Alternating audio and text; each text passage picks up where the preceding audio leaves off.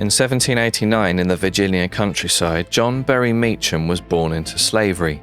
From childhood, he knew that the colour of his skin defined him as property. Yet even in chains, a spark grew, a hunger to learn, and a belief that freedom was possible. As a young man in Kentucky, Meachum met Lewis, another enslaved man who secretly taught him to read and write, acts forbidden by law but essential to liberation. Through tireless work, Meachum achieved the extraordinary. He purchased his own freedom, but for him, freedom was not an end. It was the beginning of a mission.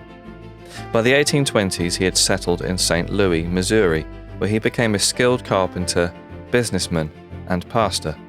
With his wife, Mary, he bought enslaved people not to profit, but to free them once they repaid their cost. Their home and church became safe havens on the Underground Railroad, guiding fugitives across the Mississippi to free soil in Illinois. The river was both a barrier and a symbol, freedom always waiting on the far bank, but Meachum also saw it as opportunity. Missouri law forbade teaching black people to read or write, so in defiance, sometime in the 1840s, he built a flatboat, anchored it mid-river, and opened the floating Freedom School. There, beyond Missouri's jurisdiction, children learned the alphabet, arithmetic, and scripture. Every lesson was a crossing from bondage to understanding, from silence to voice. The school was more than a classroom, it was an act of civil disobedience. Parents risked punishment to send their children. Students risked beatings if found with books, and Meachum risked his livelihood, his safety, and even his life.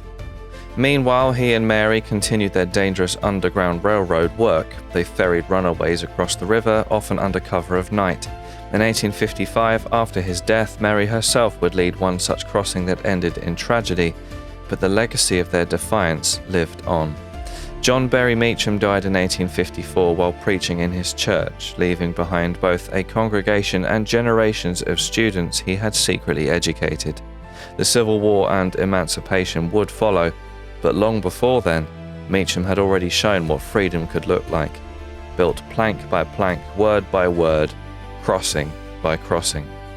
His story reminds us that the struggle for liberty is fought not only with battles and laws, but with knowledge, courage, and the quiet work of those who refuse to wait for permission.